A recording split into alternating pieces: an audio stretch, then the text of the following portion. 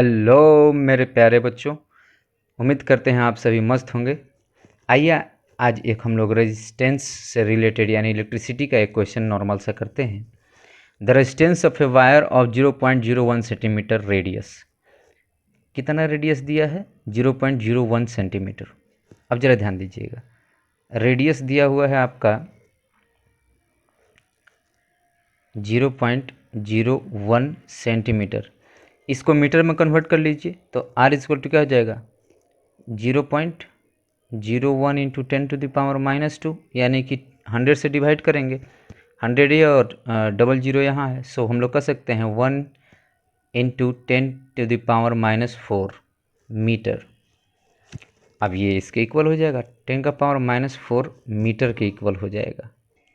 तो जैसा कि हम लोगों ने देखा कि R की वैल्यू क्या आई है, R की वैल्यू 10⁻⁻4 मीटर आ गई है। अब रेजिस्टेंस कितना दिया हुआ है? 14 ओम दिया हुआ है। अच्छा, रजिस्टिविटी भी दी हुई है। रजिस्टिविटी को इंडिकेट किससे करते हैं? रो से करते हैं। तो रजिस्टिविटी कितना है? 44 इंटू 10⁻⁻8 ओम मीटर। इतना तो कंफर्म हो गया। अब हम लोगों के पास में एक फॉर्मूला होता है, R equal to rho L upon area. इस फॉर्मूले के अकॉर्डिंग ही हम लोग क्या निकाल पाएंगे मेरे प्यारे बच्चों? लेंथ निकाल पाएंगे, क्योंकि ये आस्क क्या कर रहा है? लेंथ ही तो आस्क किया है ना।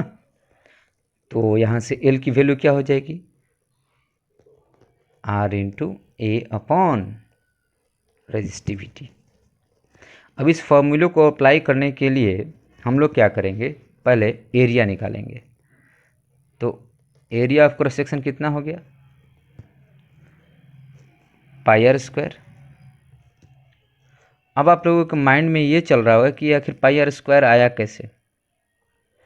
क्योंकि वायर जो होगा ना बेटा, ये देखो सिलेंड्रिकल होगा, ये वायर सर्कुलर फॉर्म में हो गया, दैट्स वाई इसका रेडियस क्या हो जाएगा? पाई आर स्क्वायर।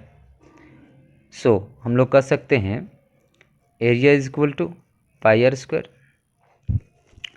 अब क्या काम करते हैं कि पाई की वैल्यू रख देते हैं यहाँ 22/7, और R कितना निकाले हम लोग? 10⁻⁻4, और R का तो स्क्वायर होता है, तो क्या हो गया? Whole square. एक्सपोनेंट का यहाँ यूज करेंगे। अब ज़रा ध्यान से देखेंगे, 22/7 इंटू 10⁻⁻8 हो गया। ये अपने पास क्या आया? एरिया आया। ध्यान रखिएगा, एरिया कितना आया? Pi into 10⁻⁻8। इसको जैसे का तैसा लिख देते हैं, पाई। अब बी फोकस्ड, अपने पास रो दिया हुआ है, आर दिया हुआ है, रेजिस्टिविटी दिया हुआ है, और हम लोगों ने एरिया भी निकाल लिया। तो अपने को क्या चाहिए? एल चाहिए। एल निकालने के लिए क्या करेंगे? कैपिटल R और एरिया से मल्टीप्लाई करके रो से डिवाइड कर देंगे। यानी अपने पास डाटा क्या आया था अभी? R की वैल्यू 14, एरिया कितनी निकल के आई थी हम लोगों की?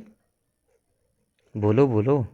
Pi into 10⁻⁻8। अब रेजिस्टिविटी कितनी दी हुई है? 44 इंटू 10⁻⁻8।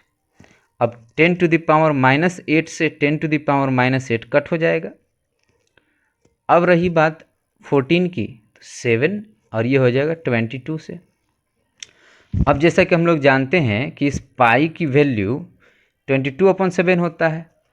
अच्छा, जब 22/7 को इन्वर्स करेंगे तो क्या हो जाएगा? 7/22।